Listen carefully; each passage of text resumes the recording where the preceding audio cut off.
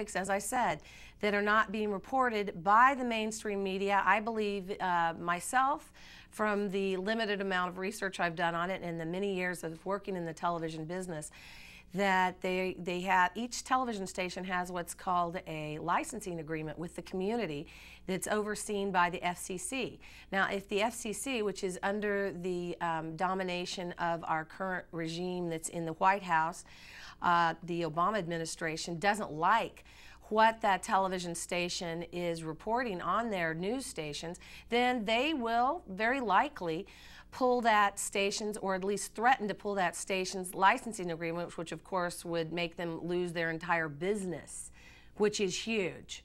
So they have to make sure they watch their P's and Q's and make sure they don't report to you all the information that is out there that they know but they can't report. So that's why I'm reporting it right here on Public Access, because for the time being, Public Access is your ability to get out there and report or discuss any topic that you'd like that is not commercial.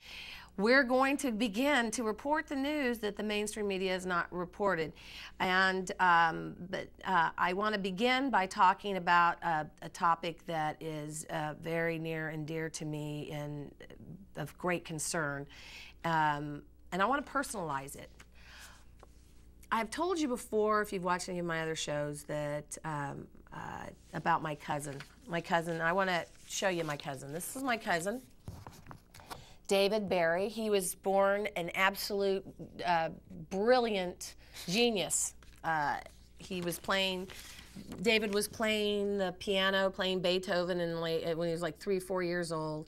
Graduated cum laude from Yale, went on to study at the London School of Economics, and fell in love, married his wife Paula, and fathered 3 beautiful little boys, and was riding the success train up. You might have seen him. He might look slightly familiar from years ago.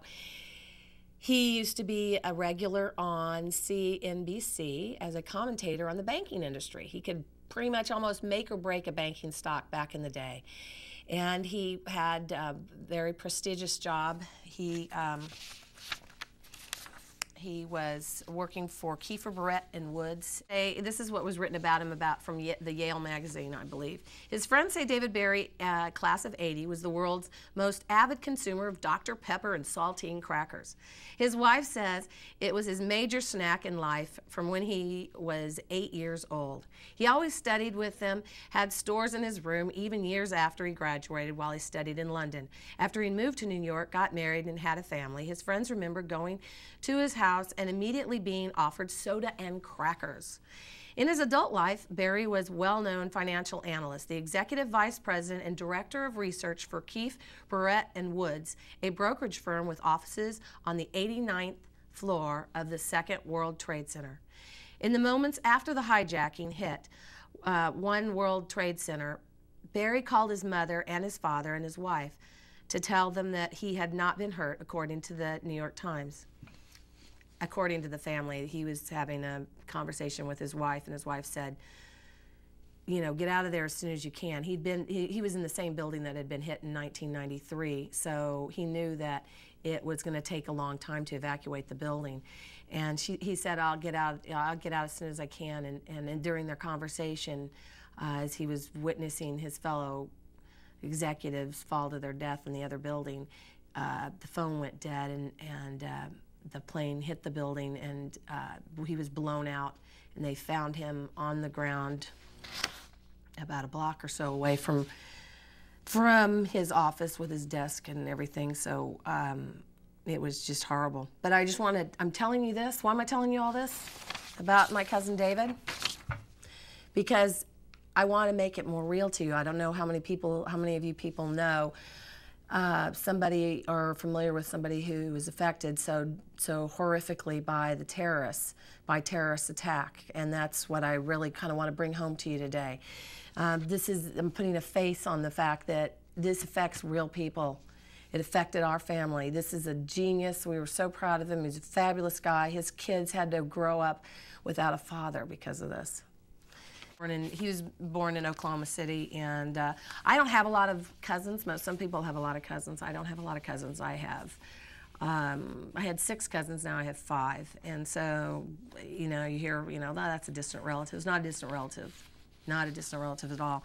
His son turned 5 3 days after he was murdered by the terrorists, and it's David Berry. And I want you to get an idea of what a great guy Bob Woodruff is. He also was hit and affected and was almost murdered by the terrorists. Very cool, very cool. And then there's another one over there. And then this thing has all, you know, the little square comes up in the side of your head. Yeah.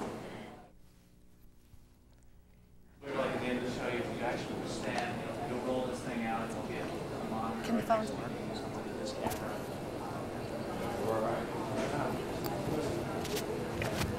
Hi there.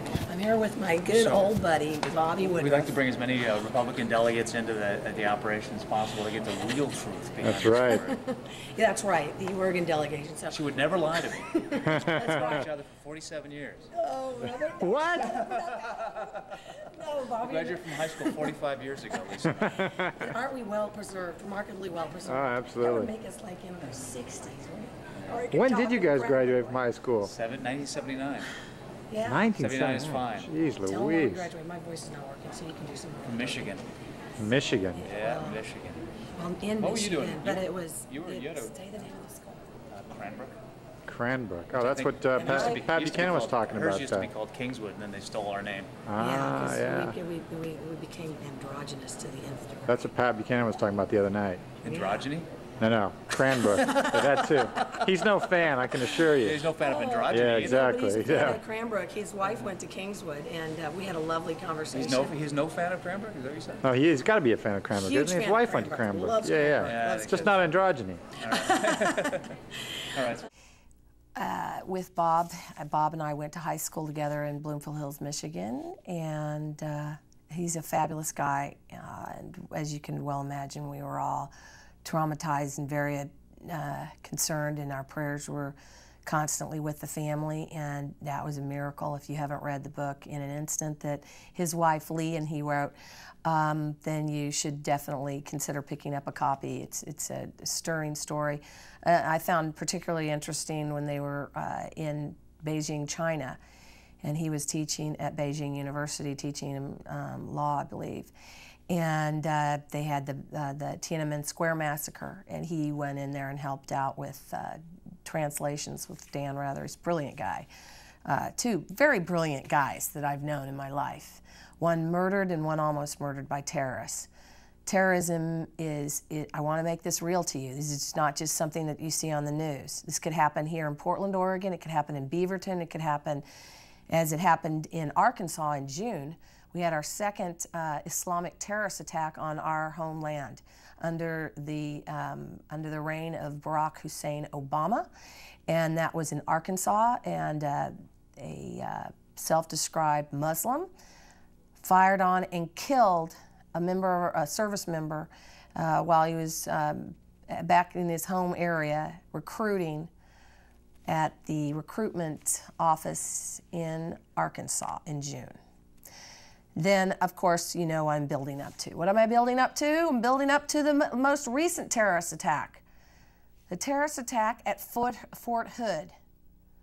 Fort Hood was a terrorist attack. I'm saying it. It's not that hard. Barack Obama, you can say it. It's a terrorist attack. It's an Islamic terrorist attack. It's very, very scary. I don't want to have another terrorist attack. We've got to stop this political correctness. And I don't have to be politically correct because I'm on cable access. So I'm just going to tell it like it is. I'm going to call it like it is. And it is indeed a terrorist attack. We'll discuss, but definitely do the research on it. They are trying to candy coat this thing and make it look like it's not a terrorist attack. If it looks like a terrorist attack, quacks like a terrorist attack, it's a terrorist attack. It's like, you know, looks like a duck, quacks like a duck, it's a duck. So this is something that we all need to be concerned about, and we need to stop being politically correct, and we need to profile. Hey, profiling is not necessarily a bad word.